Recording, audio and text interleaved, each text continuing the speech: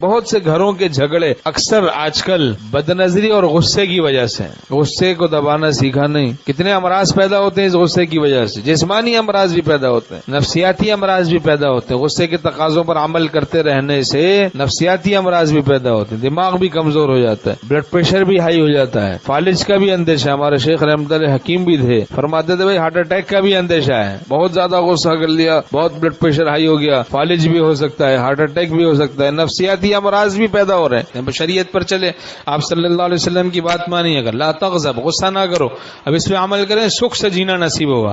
اب غصہ کر کے سمجھ رہے ہوتے ہیں کہ بڑا معلوم نہیں میں کیا بن جاؤں گا، لیکن پاگل ہی بن جاتے ہیں، حاصل تو کچھ بھی نہیں ہوتا، بالآخر پاگل پن ہاتھ آتا ہے۔ غصے کے مریض جو اصلاح نہیں کرواتے وہ بھی اکیلے رہ جاتے ہیں کچھ وقت کے بعد۔ ہر کوئی کہتا ہے بھاگو ایسا نہ ہو کاٹ لے، یہی ہے، ہر کوئی ٹانگ بچاتا پھرتا ہے نا، کٹ کھنے کتے سے، کٹ کھنے کتا ہوتا ہے، اس سے ہر کوئی ٹانگ بچاتا ہے، پتہ چل جائے فلاں گلی میں کتا ہے، پہلے کاٹتا ہے بعد میں بھونکتا ہے، تو جائے نا آدمی اس گلی میں۔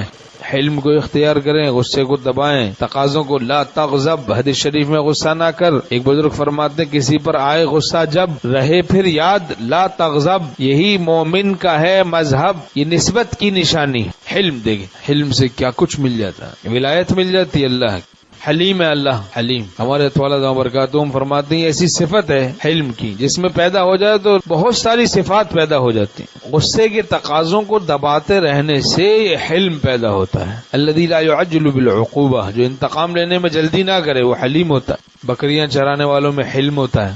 تمام انبیاء علیہم السلام نے بکریاں چرائیں، حدیث شریف مضمون ہے، بکریاں چرائیں، تو بکریاں آدمی چراتا ہے اس میں حلم پیدا ہوتا ہے۔ بکریاں کبھی ادھر دوڑتی ہیں کبھی ادھر دوڑتی ہیں، تو اس میں حلم پیدا ہوتا ہے، اس سے حلم۔ آپ صلی اللہ علیہ وسلم نے بکریاں چرائیں، حضرت موسیٰ علیہ السلام بکریاں چراتے، حضرت شعیب علیہ السلام کی ایک دفعہ بکری کے بچے کے پیچھے بھاگے، وہ بھاگ گیا اس کو پکڑنے کے لیے، وہ بھاگا جا رہا ہے، بہت دوڑے ہیں، بالآخر بمشکل اس کو پکڑا اور اٹھا کر اس کو پیار کرنے لگے، اس کے کانٹے نکالنے لگے۔